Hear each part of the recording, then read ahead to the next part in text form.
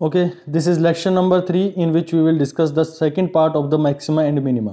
पिछला जो पार्ट था उसके अंदर में आपने जितने भी मैक्सिमा और मिनिमा के वन वेरिएबल के क्वेश्चंस थे वहां पर अटेम्प्ट किए होंगे और वहां पर आप लोगों ने देखा होगा कि एक ही कंसेप्ट हमने वहां पर यूज किया था कि अगर आपका पहले रूट निकालने होते, कोई भी फंक्शन गिवन है तो सबसे पहले क्या करते थे, उसका फर्स्ट डेरिवेटिव निकालते थे और निकालने के बाद में उसको जीरो के इक्वल पुट करते थे। जब जीरो के इक्वल पुट करते थे तो वहां पर कुछ वैल्यूज आती थी जहां पर वो फंक्शन जो था उसका डेरिवेटिव जीरो हो रहा है, यानी कि वो या तो मैक्सिमम वैल्यू अचीव कर चुका है या फिर मिनिमम वैल्यू अचीव कर चुका है। अब ये हमें कैसे फाइंड होता है कि भाई वो मैक्सिमम पहुंच गया या मिनिमम पहुंच गया, क्योंकि यहां पर भी डेरिवेटिव जीरो है और इस पॉइंट पर भी डेरिवेटिव जीरो है। तो दोनों को फाइंड करने के लिए हम क्या निकालते थे, इस फंक्शन का डबल डेरिवेटिव निकाल देते थे।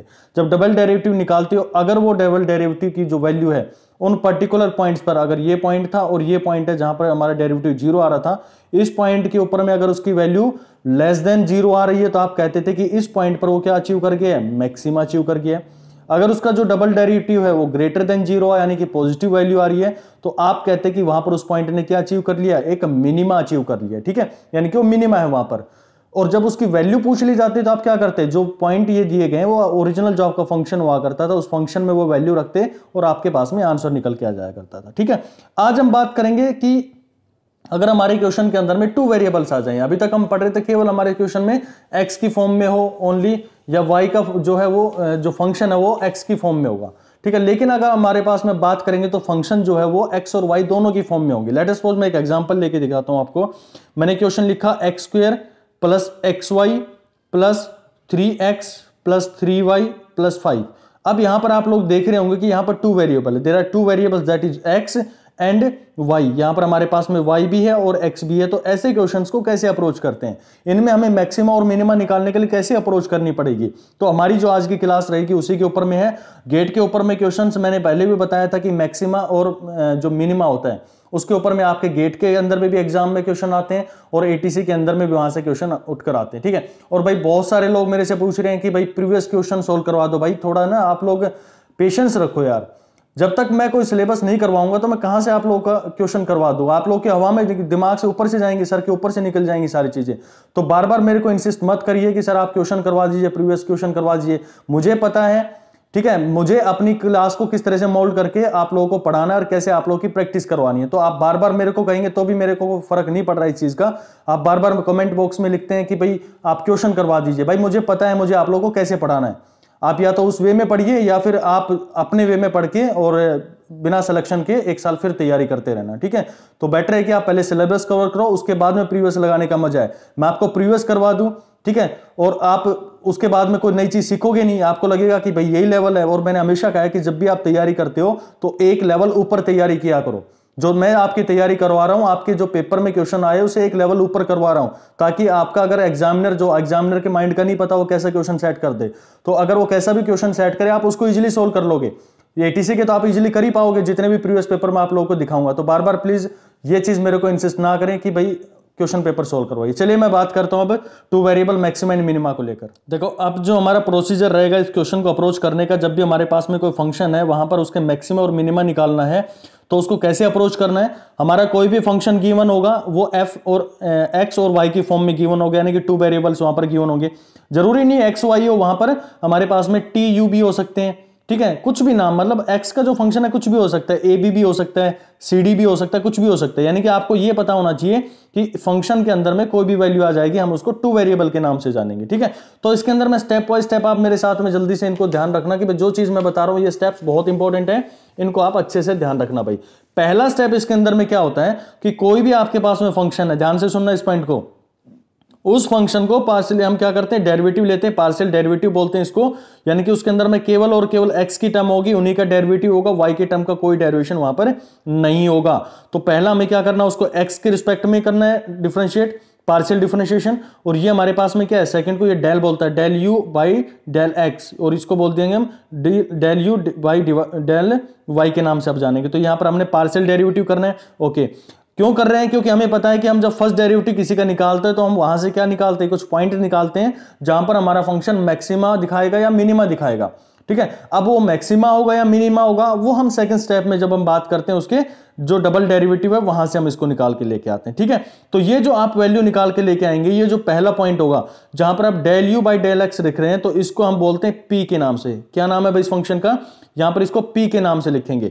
और जो del u by del y आप लोगों ने निकाला है, ये इसको बोला जाता है क्यू फंक्शन के नाम से जाना जाता है। ठीक है, यानी कि आपका पहला जो स्टेप होगा उसमें आप लोगों को क्या करना है, जो पी की वैल्यू आई है उसको 0 के इक्वल करो, और जो क्यू की वैल्यू 0 आई है इसको पुट करो, और यहां से रूट्स निकाल लो, और इनको बोला जाता है, हम स्टेशनरी रूट्स के नाम से हम जानते हैं इनको। ठीक है, तो ये स्टेशनरी रूट्स या पॉइंट्स आप निकाल लो। दूसरे क्वेश्चन में आपको क्या करना है, दूसरे पॉइंट में आपको क्या करना है, जो आपके पास में फंक्शन आया, जो आपके पास में फंक्शन आया कौन सा, del f by del x, यानी कि ये जो फंक्शन था इसी को दोबारा से एक उसका डबल डेरिवेटिव कर दो। डबल डेरिवेटिव करेंगे तो जो वैल्यू वहां पर निकल के आएगी that is known as R. ठीक है, और जो आपके पास में दूसरा ये आपके पास में था जिसको आपने पार्शियली डेरिवेट किया था किसके रिस्पेक्ट में, वाई के रिस्पेक्ट में, उसको भी दोबारा डिफरेंशिएट कर दो, उसको आप एक नाम देखो that is known as T के नाम से जानेंगे। ठीक है, तीसरा हमारे पास में जो आप लोगों को ध्यान रखनी इस चीज के अंदर में, आपके पास में जो फंक्शन आया, या तो ये फंक्शन ले लो या फिर ये ले लो, किसी भी एक डेरिवेटिव को उठा लो। मान लो ये एक्स के रिस्पेक्ट में आपने पार्शियली डेरिवेट किया था, इसी फंक्शन को आप वाई के रिस्पेक्ट में डेरिवेट कर दो। ठीक है, या फिर आपको नहीं ये नहीं सही लग रहा तो आप ये उठाओ, दूसरा फंक्शन उठाओ, और ये y के रिस्पेक्ट ऑलरेडी हो चुका है तो आपको क्या करना है, इसको x के रिस्पेक्ट में पार्शियली डेरिवेट करना है। यानी कि आपको कुल मिला के 5 चीजें ध्यान में रखनी है। पहला क्या, p q, ठीक है, और यहां पर हमारे पास में आ गया r, और यहां पर आ गया हमारे पास में t, और बीच में आप कहीं भी लिख लो इसको s। ठीक है, तो यहां से आपको क्या करना है, पहले p निकालो, यानी कि उसका del u by del x कर लो, फिर वहां से उसका डबल डेरिवेटिव करोगे तो आपके पास में क्या आ जाएगी, आर की वैल्यू आ जाएगी। क्यू निकालो, क्यू का डबल डेरिवेटिव कर दो, आपके पास में टी की वैल्यू आ जाएगी। फिर क्या करना है, या तो पी से उठा के या फिर क्यू से उठा के आप उसको, अगर पी से उठा रहे हो तो क्योंकि ये हमारा एक्स के रिस्पेक्ट में पार्शियली डेरिवेट हो चुका है, आप उसको वाई के रिस्पेक्ट में करके देखोगे। अगर ये हमारे पास में क्यू है जो वाई के रिस्पेक्ट में ऑलरेडी है, तो आप इसके किसके रिस्पेक्ट में करके देखोगे, एक्स के रिस्पेक्ट में करके देखोगे। तो ये 5 चीजें आप लोग को ध्यान रखना है। ये जो मैंने सिक्वेंस बनाई है ना, पी क्यू और यहां पर आर टी और बीच में क्या लिखा है एस, ये आपको बिल्कुल ध्यान रहना चाहिए भाई। इसी सीक्वेंस में आप लोग अपने क्वेश्चंस को सोल्व करेंगे तो बड़ा मजा आएगा इन क्वेश्चंस को सोल्व करने के अंदर में। ठीक है, वरना आप कंफ्यूज हो जाओगे कि कहां पर क्या करना है, कौन से को हमें एक्स के रिस्पेक्ट में कर रहा है, कौन से को वाई के रिस्पेक्ट में करना है, कौन से को एस मानना है, कौन से को हमें टी मान के चलना है। अब इसके अंदर में जो पॉइंट्स है वो इंपॉर्टेंट है, जो आप लोग को ध्यान में रखने हैं कि हम कैसे फाइंड करेंगे कि हमारा फंक्शन मैक्सिमम आ गया या मिनिमा आ गया। ठीक है, मैक्सिमा बन गया वहां पर या फिर मिनिमा बन गया। तो ये 3 पॉइंट है, की पॉइंट है। जैसे हम लोगों ने मैक्सिमा और मिनिमा के बारे में बात करी थी कि ग्रेटर देन 0 आ जाए, लेस देन 0 आ जाए, जब हमारे पास में डबल डेरिवेटिव, तो क्या होगा वहां पर, यहां पर हमारा डबल डेरिवेटिव से कोई मतलब नहीं होगा। हाँ, वैल्यू जो आई है वो डबल डेरिवेटिव से आएंगे, लेकिन हमने उनको कुछ सिंबल दे रखे हैं, P Q R S T के नाम से दे रखे हैं, तो उन्हीं का हम यहां पर यूज करेंगे। देखो, सबसे पहला पॉइंट आपको ध्यान रखना है कि अगर आपके पास में जो आप लोगों ने आर टी की वैल्यू निकाली, जो आपने टी की वैल्यू निकाली थी, आर एक फंक्शन आप लोगों को ध्यान रखना है, that is are T minus S square. ये आप लोगों को एक फंक्शन याद रखना हमेशा। जब भी आप 2 वेरिएबल्स के क्वेश्चन सोल्व करो तो आपका मेन अप्रोच जो होगा यहां पर पहुंचने का रहेगा, यानी कि आपको आर की वैल्यू पता होनी चाहिए, टी की वैल्यू पता होनी चाहिए और एस की वैल्यू पता होनी चाहिए। कहां पर, जो आप लोगों को पॉइंट दिए गए हैं। ठीक है, आप लोगों ने जो डेल पी और क्यू को 0 इक्वल पुट करके जहां से पॉइंट निकाले, वहां पर इन वैल्यूज को यहां पर हम सेटिस्फाई करके देखेंगे कि जो वो वैल्यू है वो 3 पॉसिबिलिटी हो सकती है, या तो ग्रेटर देन 0 आए, कौन सी, R T minus S square की वैल्यू, या फिर लेस देन 0 आए, और तीसरी प्रोबेबिलिटी क्या हो सकती है, ये इक्वल टू 0 आ जाए। तो तीनों ही केस हम यहां पर स्टडी करते हैं और तीनों बड़े इंटरेस्टिंग है, और 2 वेरिएबल वाले बड़े इंटरेस्टिंग क्वेश्चंस होते हैं, इनको मजा आता है क्वेश्चन को सोल्व करने के अंदर में। ठीक है, कैसे आएगा, देखो पहला केस है कि अगर आपके पास में are T minus S square की जो वैल्यू है वो ग्रेटर देन 0 आ जाए। पहला स्टेप आप लोगों को ध्यान रखना है कि पहले तो इसकी वैल्यू जो है वो ग्रेटर देन 0 आनी चाहिए। दूसरा इसके साथ साथ क्या होना चाहिए, आर की जो वैल्यू है वो भी हमेशा ग्रेटर देन 0 होनी चाहिए। तो आप कहेंगे कि वहां पर फंक्शन जो बना है, वहां पर जो फंक्शन बना है वो बना है क्या, मिनिमा, यानी कि वहां पर उसकी मिनिमम वैल्यू मिलेगी आपको। ठीक है, वो बात अलग है कि हम ग्लोबल मिनिमा और ग्लोबल मैक्सिमम के ऊपर में जाएंगे, लेकिन आप ये कह सकते हैं कि यहां पर हमारे पास में क्या बना होगा, उसका मिनिमा बना होगा। फिर से रिपीट कर रहा हूं कि ये फंक्शन आपको ध्यान रखना है, that is are T minus S square, that is greater than 0 आ गया, और आर की भी वैल्यू आपके पास में ग्रेटर देन 0 आ गई। आप फाइंड करेंगे, कहां से फाइंड करते हैं आर की वैल्यू को, जब आप लोग इसके फंक्शन को करेंगे, कैसे डेरिवेट करेंगे, यहां से आपके पास में वैल्यूज आ चुके होंगे स्टेशनरी पॉइंट्स, उनको आप यहां पर रख के देखेंगे इसके डेरिवेटिव में। अगर वो वैल्यू हमारे पास में ग्रेटर देन जीरो आ गई है और ये फंक्शन की वैल्यू भी ग्रेटर देन जीरो आ रही है, तो आप कहेंगे कि वहां पर फंक्शन ने क्या बना दिया, मिनिमा बना दिया है। ओके, चलिए नेक्स्ट हम बात करते हैं इसके अंदर में। दूसरा हमारे पास में पॉइंट क्या होगा, अगर ये वैल्यू जो है अभी भी फंक्शन हमारा वो ही रहेगा are T minus S square, ये ग्रेटर देन जीरो पहला केस। फिर उसके बाद में अगर जो आर की वैल्यू आपने निकाली वो आपके पास में लेस देन जीरो आ गई है, अगर ऐसा केस आता है तो वहां पर उसके साथ में क्या बनेगा, एक मैक्सिमा बनेगा। उस पॉइंट पर क्या बनेगा, एक मैक्सिमा बनेगा। तो तीसरा केस ही हो गया, ये दूसरा केस हो गया। अब फोर्थ केस की हम बात करते हैं। What is fourth case, function वो ही रहेगा कौन सा, are T minus S square, लेकिन अगर इस फंक्शन की वैल्यू लेस देन जीरो आ गई है भाई, अगर इस फंक्शन की जो वैल्यू है वो लेस देन जीरो आ गई है, तो उस पॉइंट पर कोई भी मैक्सिमा नहीं बनता है और कोई भी मिनिमा नहीं बनता है। आप लोगों ने बहुत अच्छे से पढ़ा था कि ऐसा कोई पॉइंट हो, जब उसके इसके अंदर में बात कर रहे थे तो डबल डेरिवेटिव हमारा जीरो के इक्वल आ जा रहा था, और उसके बाद में हम ट्रिपल डेरिवेटिव चेक करते थे, और ट्रिपल डेरिवेटिव की वैल्यू अगर नॉट इक्वल टू जीरो आ रही है, यानी कि नॉन जीरो वैल्यू आ रही है, तो हम कहते थे कि वहां पर क्या एक पॉइंट ऑफ इन्फ्लेक्शन बना हुआ है, यानी कि वहां पर कोई भी मैक्सिमा या मिनिमा नहीं बनेगा। लेकिन अब जब टू वेरिएबल्स की बात करते हैं तो टू वेरिएबल में हम बात करते हैं are T minus S square की।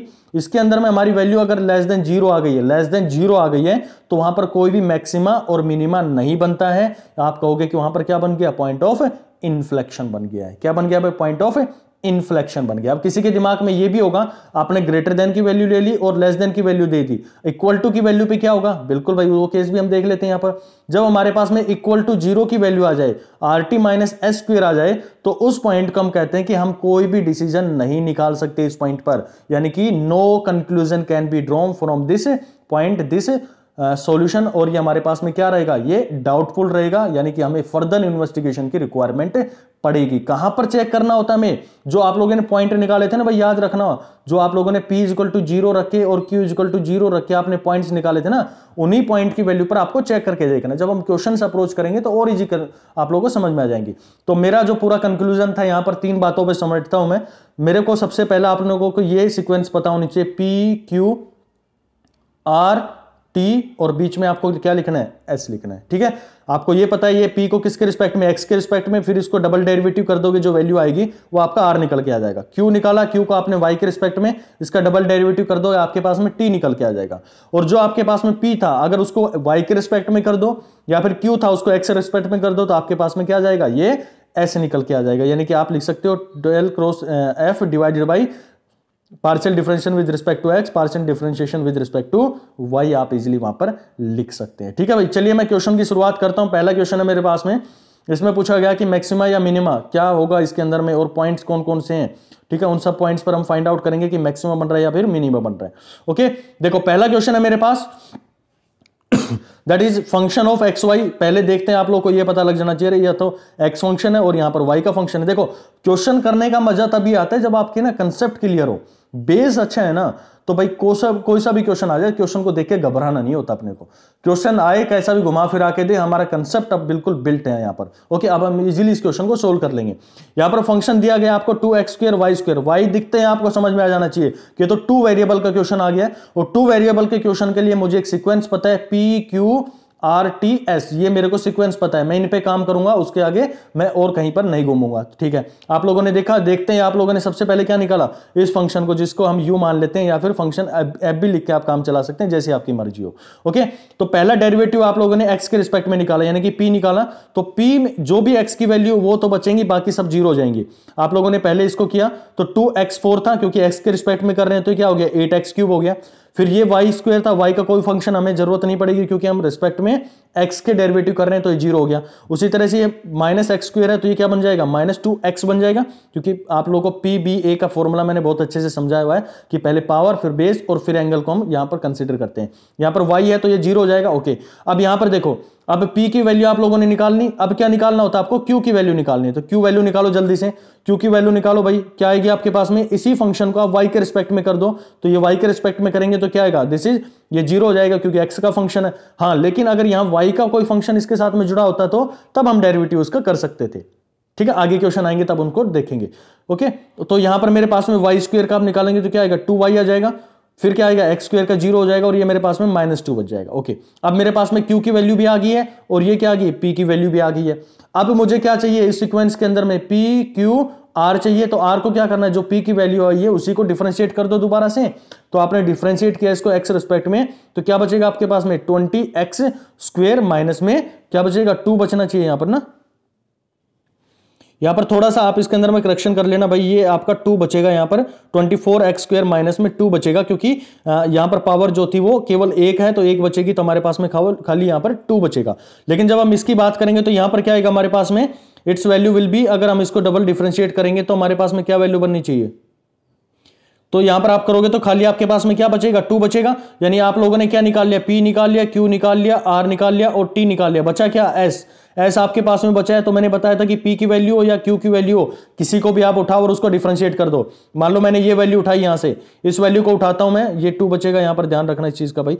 ये मेरे पास में वैल्यू उठाई और इस वैल्यू को मैंने रख दिया विद रिस्पेक्ट टू y, इसको इंटीग्रेट किया, इसको डिफरेंशिएट किया, क्योंकि यहां पर कोई भी फैक्टर y का नहीं है, तो ये पूरा वैल्यू क्या हो जाएगा 0 हो जाएगा। अब किसी ने कहा नहीं जी हम ये नहीं करेंगे, हम इसको डिफरेंशिएट करके देखेंगे।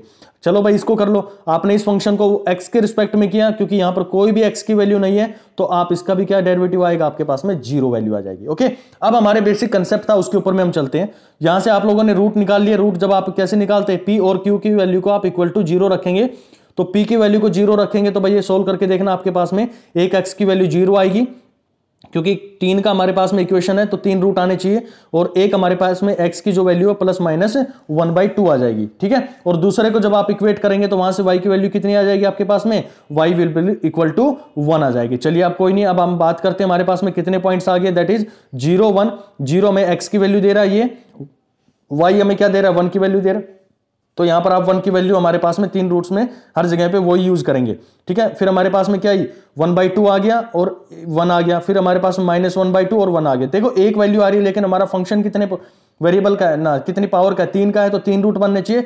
तो हम मान के चलते हैं कि y की वैल्यू हर जगह पे क्या है कांस्टेंट है, यानी कि y की वैल्यू हमें 1 लेकर चलनी है। ओके, अब देखो यहां पर हम सोल्व करना शुरू करते हैं, और किस फंक्शन को हम चेक करेंगे, हमारे पास में rt फंक्शन है उसको चेक करेंगे, rt माइनस x² को।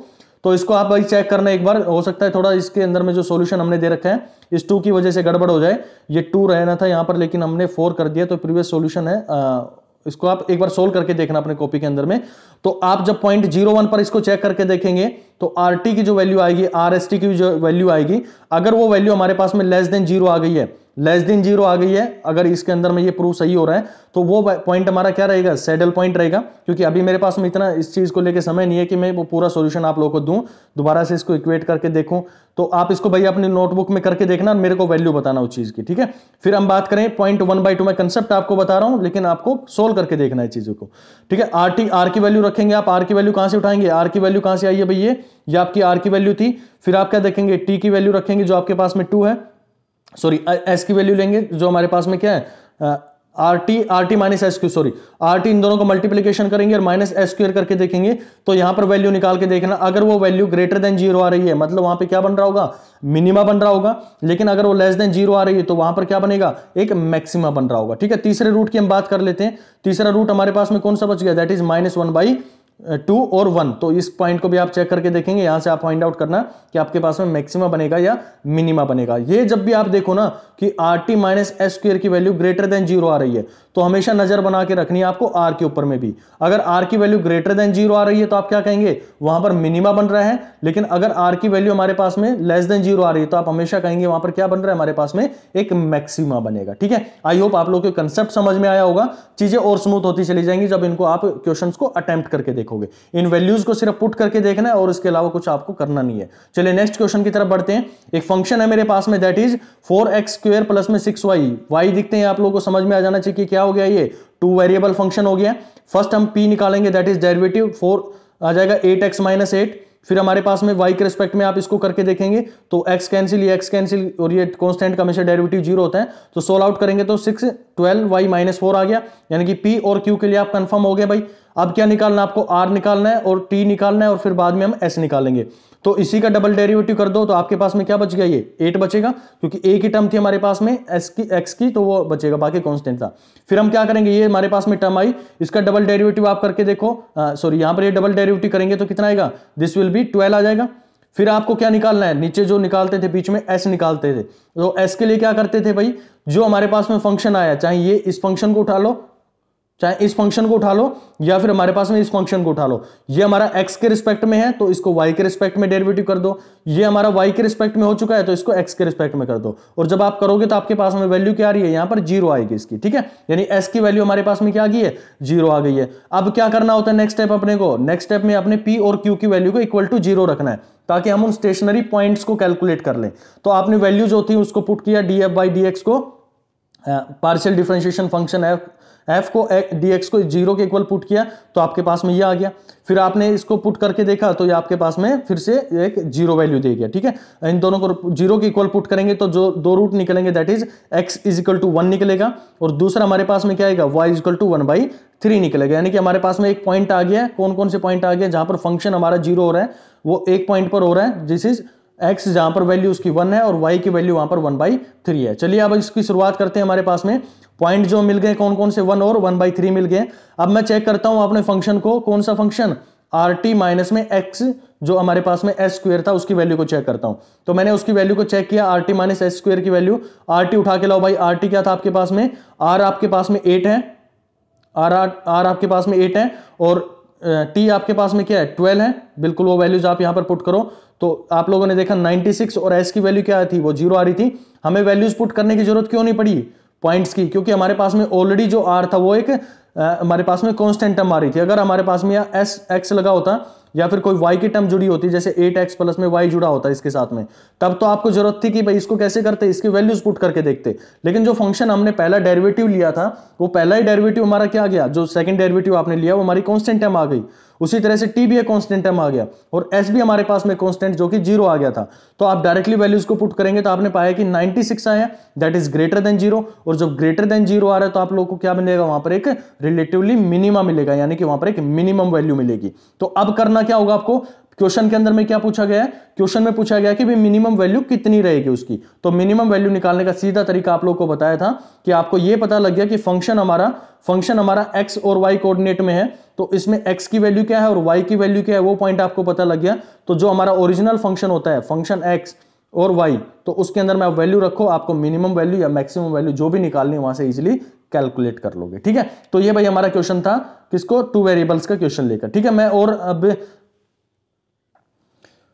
तो ये बेसिक कंसेप्ट थे भाई, और बाकी जो क्वेश्चंस होंगे आपको मैं जो सीट प्रोवाइड करूंगा उसके अंदर में आप लोगों को क्वेश्चन मिल जाएंगे, ठीक है। और इसके अंदर में आप उनको प्रैक्टिस करके देखना, नहीं आते तो मेरे को बताना भाई।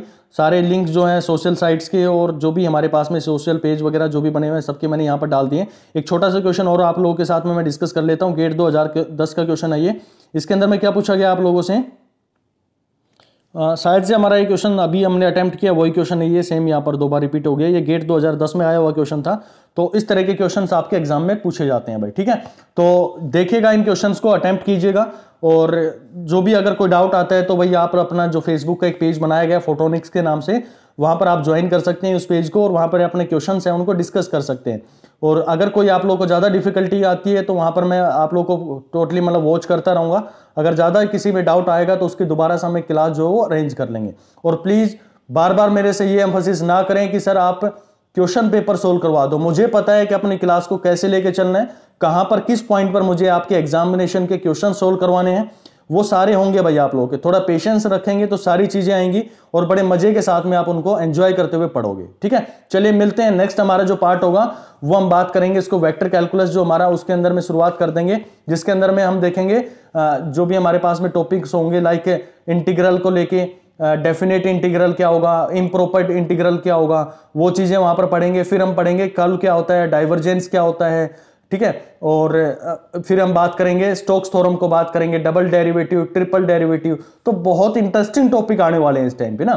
थोड़े से कंफ्यूजिंग होंगे लेकिन उन कंफ्यूजन को दूर करने के लिए यहां पर बैठे हैं भाई आपके पास में ना, तो वो बहुत इंटरेस्टिंग टॉपिक आप लोगों के लिए बना दिए जाएंगे। तो आप बिल्कुल पेशेंस के साथ में देखा करो चीजों को, ठीक है। चलिए मिलते हैं नेक्स्ट वीडियो में। Thank you so much for watching. बाकी लिंक्स जो है सारे टेलीग्राम के जो भी हैं वो सारे नीचे दे दिए गए हैं। अभी फोटोनिक्स का एक ही हमारे पास में टेलीग्राम चैनल है जिस पे हम पूरा काम करेंगे, वहीं पर ही आपको इंफॉर्मेशन दी जाएगी। एक जो हमने ATC AI का बना रखा था ग्रुप, आप उसको लेफ्ट करके फोटोनिक्स के ग्रुप में जुड़ सकते हैं, क्योंकि उस ग्रुप के अंदर में आपकी जो नंबर्स की थी, जो प्राइवेसी, वो एक ग्रुप बना हुआ था, और जो फोटोनिक्स है वो एक चैनल बना हुआ है। तो चैनल में कोई किसी के नंबर की जो प्राइवेसी होती है बिल्कुल सिक्योर रहती है, आपके नंबर्स वहां पर सिक्योर रहते हैं। लेकिन ग्रुप के अंदर में क्या होता है कि कोई भी थर्ड पर्सन वहां पर एंटर करके किसी के भी नंबर वहां से ट्रेस कर सकता है, ठीक है, कोई भी उसकी पर्सनल डिटेल्स वहां से ट्रेस कर सकता है। तो आप ग्रुप से हटिए जल्दी से, जितना हो सके आप लोग को एज सून एज पॉसिबल वहां से हटिए, और अपना जो टेलीग्राम का जो चैनल बनाएगा फोटोनिक्स का, उसका लिंक भी मैंने दे रखा है, वहां पर जुड़िएगा, ठीक है। चलिए, थैंक यू सो मच।